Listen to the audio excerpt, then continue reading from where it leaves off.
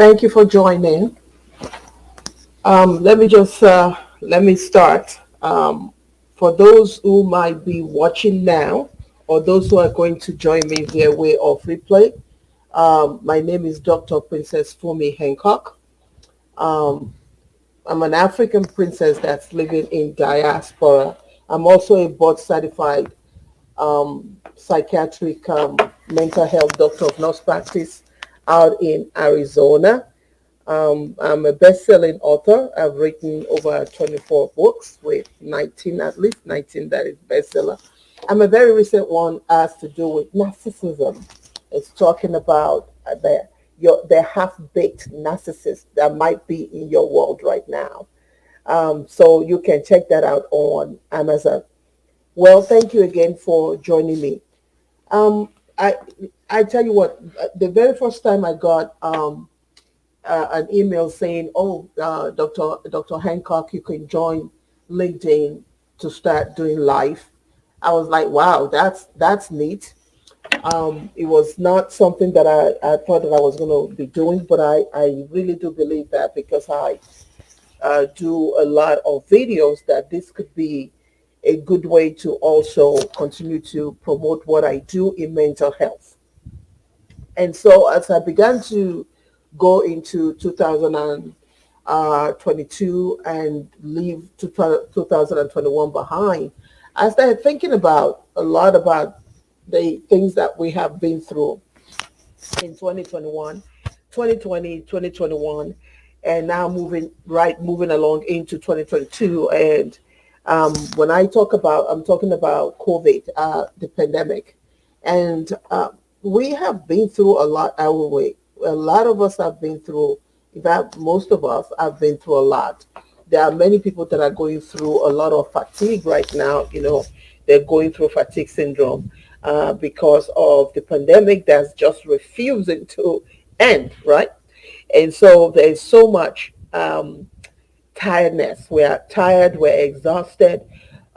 We just want the pandemic to end, right? At least some of us want the pandemic to end, while we also have some that, for one reason or the other, um, they have not vaccinated, right? We have almost half of the country that is not vaccinated yet. And then we have others that are vaccinated. And those who have not vaccinated, they all have different reasons, right? Some is simply because they're just not sure if the vaccine is safe enough. Whereas we have some that have turned it completely into a political situation. But whatever the cause may be, anyway, we're all fatigued and we want it to end. But the truth is, for us to want it to end, we also have to be part of the solution and not part of the obstruction. Let me say that again. For us to want something to end, if there's something in our lives that is not acting right, if there's something in our lives that is causing a lot of grief, right? You either be a participant in ensuring that that thing stops, or you be an obstructionist. It's one of the two, right? You cannot be in the middle. And I've been in this country now for at least almost 40 years, and I gotta tell you, the atmosphere that we're in right now in America is not something that maybe I'm delusional, I don't know. It's not something that I've seen before. Having said that, I'm not talking about racial discrimination. I'm not talking about all that because those things have always been there anyway, right? But what's going on now is just incredibly sad. Let me use that word. It's incredibly sad because we look at America. America is a country that a lot of other countries look up to, right? I happen to come from Africa, West Africa, Nigeria to be precise, and I remember growing up when back there, and I remember that every time we would have elections, right? America would send, they call them, I think, the poll stands or something like that. They would always be there to monitor our elections because why? because we always felt that our elections were rigged. We always felt like our elections were not up to par. And so America was always the one that would come out and make sure that our elections were done the right way. And so to see where we are now from a country that goes all over the world, making sure that other people's elections are safe and free and done the right way, conducted the right way, and now to see the atmosphere that we're in America now is just simply sad. Many of us come to, I'm just being candid today, many of us came to America because we saw something, there was something special about America. Let me say this. When I came to America several years ago, it wasn't because I was hungry. And I have to be honest, it wasn't because I was hungry in Nigeria. Some other people's stories might be different. But this is mine. I'm just going to tear my own veil and tell my own truth. It had nothing to do with being hungry. In fact, my dad, who happened to be a prince in Nigeria, also worked for an oil company called Chevron. And he had one of the highest positions there, and he would travel all over the world. And every time they would tell him that they wanted to move him to one part of the world, he would always tell them America. America was it. So he would always come to America. So having said that, America was, it wasn't, I did not leave Nigeria because I was so hungry or anything. But there was something unique about America to me. To me, I don't know about everybody else, but to me, there was something unique about America.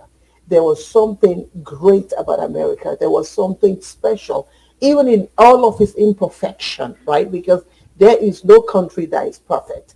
But there was something that was just unique, incredibly unique. It was an opportunity. It was a land where you could come and you could dream as big as you want to. Let me say that again. You could dream as big as you want to. Now, that doesn't mean that all the dream that you dream, you're going to achieve everything, but you had that capacity to dream as big as you want to and watch things happen. And so because of that, coming to America for me was an opportunity. I came to America just to come to do my master's, but then I never went back home. That's another story, y'all, which I can, I'll be glad to share some other time. But when I got here, I saw the opportunities that were here for me. As someone who always cared for people, who always loved, there were two things that I loved. I loved to write, and I loved the whole aspect of nursing. And in those days back in Nigeria, nursing was not that great. It wasn't looked on, and up until now, still nurses are not well respected, which is sad. But back then, it was just even worse than what it is today. All we had to do was just put that little cap on, and don't don't say nothing by the when you're standing by a physician, and just carry the pens, just carry pens all over the place. But nursing has since evolved, right? And so there was something unique about what I was seeing in America that got me so enamored with America, and hence up to 40 years now, I'm still here. Not just here alone, but I also got the opportunity, get the opportunity to go back home to also, of course, be a blessing to my family, to my region, Ekiti State in Nigeria. So, having said that, there were things that I wanted to talk about here as we move into the year 2022. We're all exhausted. Everybody's exhausted. Now, here's the thing. We are exhausted. We want the pandemic to end, right? Many of us want the pandemic to end. Even those who are not doing the right thing want the pandemic to end. But here's the thing. Nobody has a magic wand anywhere. We are our own magic wands. If you want the pandemic to end, you either join in to help others, to help even your community, to help your leadership. That's right, your leadership, whoever the person is in that White House, is your leadership. Regardless of what you think, regardless of your opinions, regardless of what you believe in, it has nothing to do with that right now. This is a question of life and death.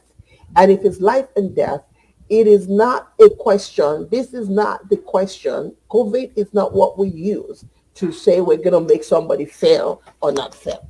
This is the time when I really thought, probably I was naive, really thought that the pandemic will bring us all together so that we can come together and beat this thing. And not just beat it in America, but of course also beat it all over the world. Because frankly, even if America was great right now and we all vaccinated and everything, and we're not helping the outside world, the fact still remains that people travel all over the world together, right? And as you travel, you're going to bring you back home with you. So this is a global pandemic, as they call it. And so because of that, this is not the time to start trying to figure out who is failing, who is not failing. It's not the time to start to complain about who's perfect, who's not perfect, what somebody's doing today and they're not doing tomorrow. I tell you, my brain is so assaulted. I don't know about you all, but I hardly get to watch the news anymore because my brain is just assaulted. You hear me? Is just assaulted with all kinds of information that I just want some quiet. So where am I going with just wanting some quiet? I talked about the number one thing that you must do to ensure that you're ready. Number one, your mental wellness is so crucial as we go into almost the third year of the pandemic. If you don't get it together right now, people are going to continue to lose it. All right. So your mental wellness is your number one issue, and you have to guard it with everything that you have. I cannot tell you the surge of the people that I see in my practices in Arizona today. If anybody would tell me that, I would begin to see incredible rise in nurses, in advanced practitioners coming to my practice because they don't know what else to do, because they're dealing with depression, anxiety, suicidal ideation, and thoughts, because they're just dealing with trauma. Because frankly, this pandemic is traumatizing to a lot of people. And it's amazing the number of my people that I'm seeing now in my practices. So it's important that the number one thing, I know that we love to write, we love to draw that vision map, we love to tell people all the things that we want to accomplish the next year. But here's the thing. If your mental health is shady, if your mental health is not intact, you would not be able to take care of yourself, take care of anybody, talk less of even do a vision map or even accomplish anything on your vision map. And so your number one thing that you want to do, that you owe yourself this year, this month, is your mental wellness, is taking the time out to count the cost, trying to figure out what are the things that you're going to take in and the things you're going to push out. Let me say that again. What are the things that you're going to take in and the things that are great that you're going to take in and you're going to learn from, and those things that you're going to literally push out of your life this year. It is essential that as you begin to go into 2022, you assess where you are, and you have to be strategic about the kinds of people that you invite into your life and the kinds of people that you say, see ya, well, maybe see ya in 2023, but right now, I ain't got no time for you right now. So you have to, those time wasters, anything that's going to waste your time, anything that's going to waste your energy, those things that's going to waste, just be a complete waste to you, you've got to let it go. Now, I have a patient. There's a patient that I have that the parents live in Europe, right? The parents live in Europe. He's a grown person here, and he's going through depression here, going through, I mean, all kind of zapping and all kind of stuff. And then he caught the COVID. Well, unvaccinated. Okay. So his whole family caught it. Then his own family living in Europe caught it too. And so while the mother was taking care of herself in Europe, he's busy here with me, taking care of himself and his own family. And he said something that was quite interesting to me. He said to me that his mom is getting a lot better, feeling a lot better now, but she stopped watching the TV. And I said, why is that? It's just because she said that she started having all nightmares. She's not able to sleep. She started getting more depressed and more anxious the more she was watching a certain show, a certain broadcast, a certain host, and she would get anxious the more she watched it. And so she finally decided, aha, that's it. And she said to herself, the minute I stopped that, got on my medication, started doing some yoga, started to take a walk, started to eat well, she started feeling better. So some of us, we might have to cut out some things in our lives. If you're watching some shows or media that is getting you all wound up all the time, then perhaps that's not the right thing for you to watch. So one thing you must do is your mental wellness, right? So I think I also mentioned before I wrap up, I talked about the three things you must know about mental wellness. Number one, you are the author of whatever it is that you want to shape, you want your life to look like this year. You are the author of it. Can I say that again? You are the author of it. And it starts with you making a statement and saying to yourself, yes, we're in the middle of the pandemic, but I will not be a part of those who are obstructionists, but I'll be a part of those who are the solution to helping the whole country, not just government or anything, because frankly, many of us want the government. It's amazing to me when I sit around and every time all I hear is, oh, but he didn't do this today. Oh, the Biden didn't do that tomorrow. Oh, this other person said this today. Oh, but wait a minute, we're too confused about the mask. What is confusing about the mask? The mask is the mask, right? The mask is the mask. You are the author of your own experience, right? You are the leader and the head of your own family. You get to decide. You get to decide. You don't wait for CDC. You don't wait for anybody to decide what you want, how you want your own life to look like in the middle of this pandemic. And so we need to cut it out when we start acting as if we're not smart enough to understand that, okay, during the pandemic, all right, maybe masks, okay, maybe NK95, okay. So we need to stop bickering about things, because the more you bicker about things, the more you feel confused about things, the more you feel disappointed about the government, the more you feel disappointed about the whole world, the more it weighs you down. Can I say that again? It will weigh you down, because frankly, we can find a whole lot of things we can complain about, can't we? Even in our own lives, we can find a lot of things that we can complain about. But we have to start from saying, okay, my mental wellness is bigger than all of this. My mental wellness is better than all of this. So I'm going to do what I need to do for me and my household. Never mind what CDC is saying and not saying. Never mind what they are saying in White House. Never what they're not saying in Congress. Never mind that. You've got to be the architect of your own family, of your own life this year. You've got to take your own life in your own hands with God, right? With God, because I believe with God all things are possible.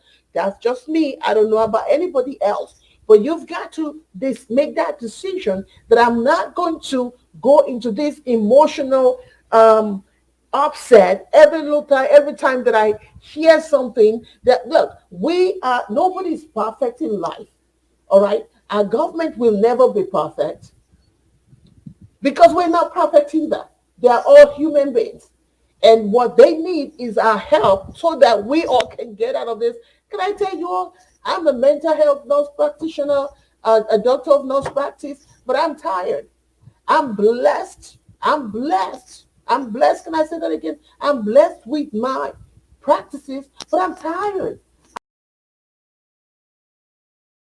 I'm exhausted of watching nurses just grinding, and people are saying, oh, you are our hero. We don't want to be nobody's hero. Can we just be safe? If we are your heroes, then you're going to take care of us. If we are your heroes, you're going to make sure that the hospitals are not slammed with people that are getting sick and getting sicker every time. If we are your heroes, then you're going to understand that we too want to be safe. All right? So let me see now. So, three things that you must know. Number one, know that you are special. Know that you deserve the best. Know that your mental wellness is number one. It's number one. You cannot be anything else if you are off the, off the rails up there. There's nothing you can plan enough if you are up the rails up there. So know that your mental wellness is number one.